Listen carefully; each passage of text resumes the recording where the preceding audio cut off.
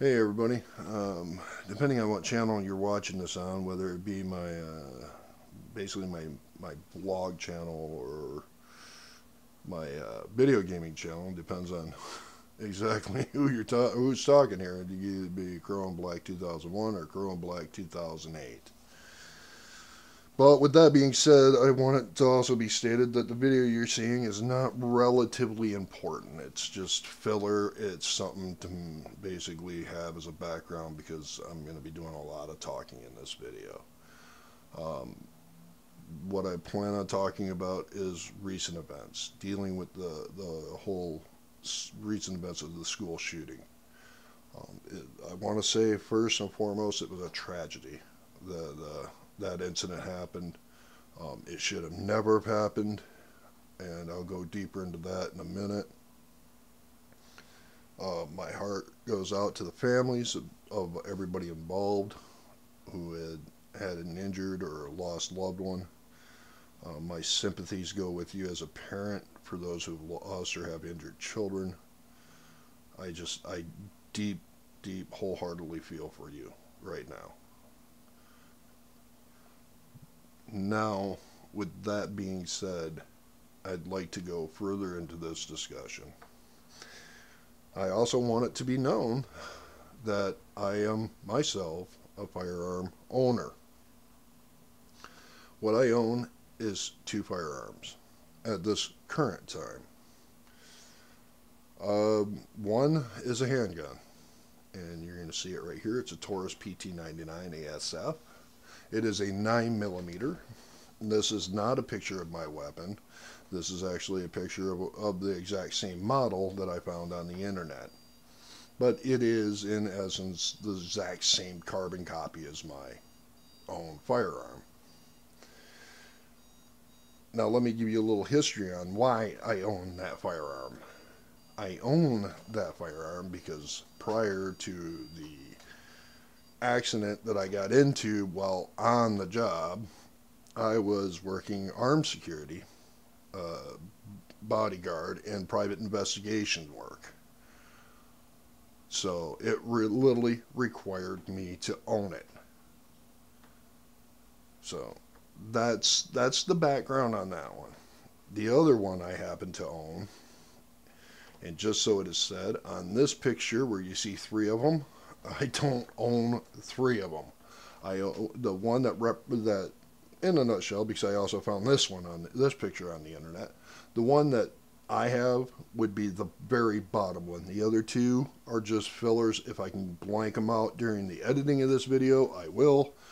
But the Royal Stock one on the very bottom of the picture is the one I own. Well, not that specific one, but once again, it represents the model. I own that one because in the state of Michigan, Michigan is a hunting state. It is very, to say the least, it's quite encouraged. Hunting is in Michigan.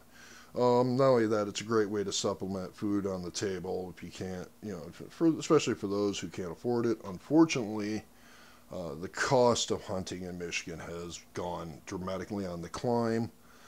I haven't been able to hunt in a couple of years because of the fact I can't afford it. But the rifle was a gift from my father to me. And I plan on bequeathing it to my eldest son when I pass or whenever I decide to do it. I'll just leave it at that, or whenever it gets done. But as a firearms owner, I like to think of myself as a responsible firearms owner. And what I mean by responsible is I don't do anything foolish with my firearms. I do not wave them around. I don't keep them loaded.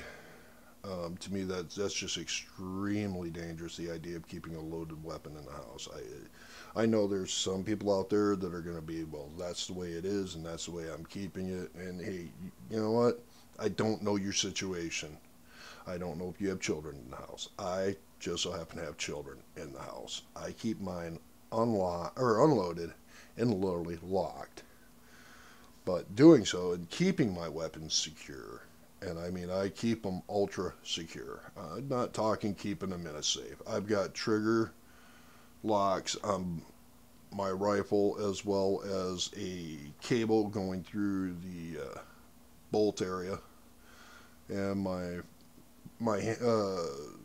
Taurus PT99. I have a cable running down the barrel, as well as I have a cable running through the magazine well.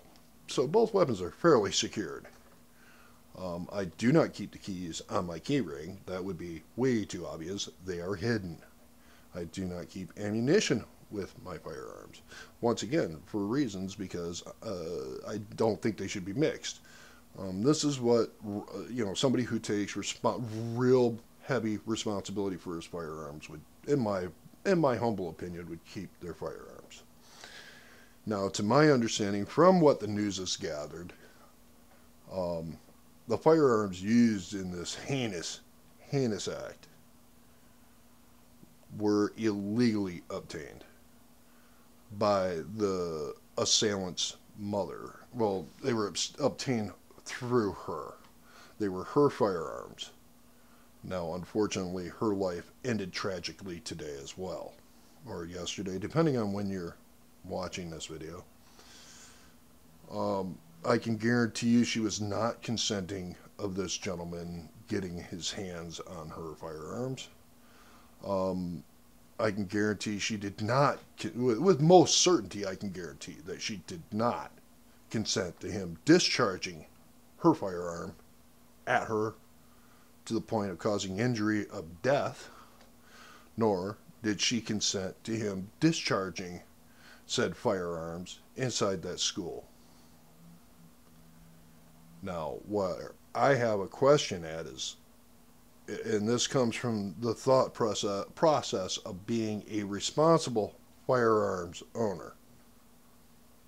Now, mind you, I told you my history, and I told you how I secure my weapons and how secure my weapons are.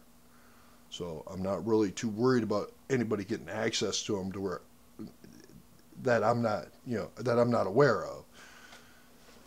But my question is why weren't her weapons secured? How did he get such ease of access? Now, unfortunately, nobody's gone into this. But what bothers me is people are screaming gun control, gun control, gun control, and I really don't like the word gun. It's used too easily. It is used to incite people. I'd rather call them what they are, and they're firearms. They are a weapon. They are a tool, and they're a weapon that could take a life very quickly, just as quickly as a sword, a knife, a crowbar, a hammer can. These are all tools. So if I refer to a firearm as a tool, you know what? That's where I'm coming from.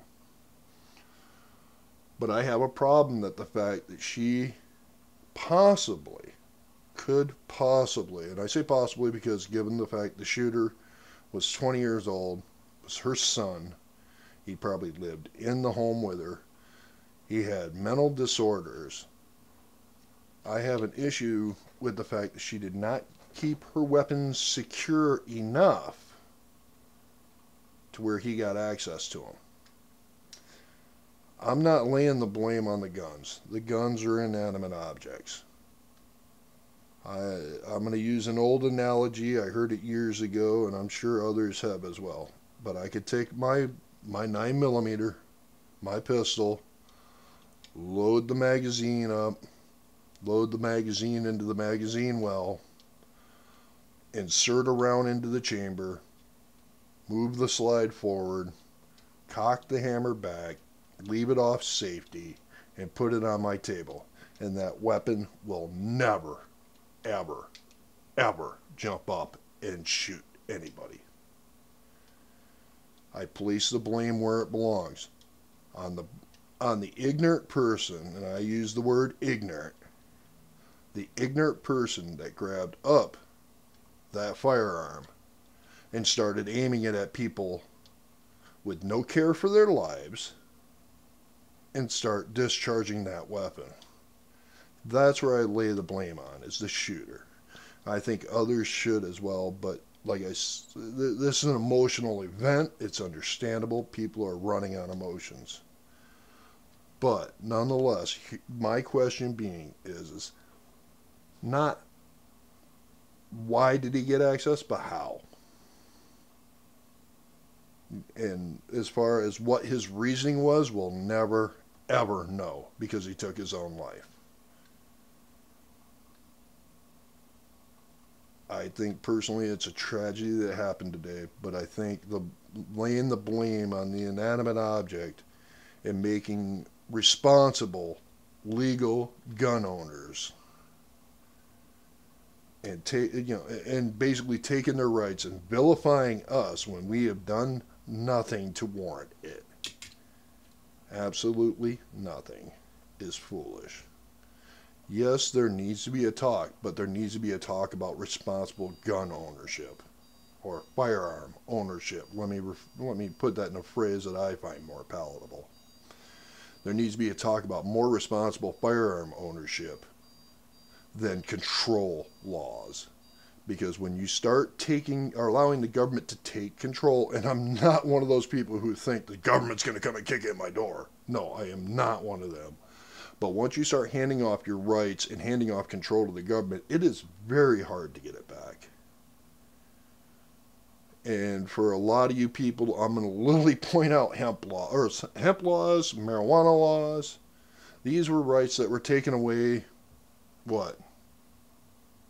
Back in the 1920s, 30s, something like that. I can't recall off the top of my head.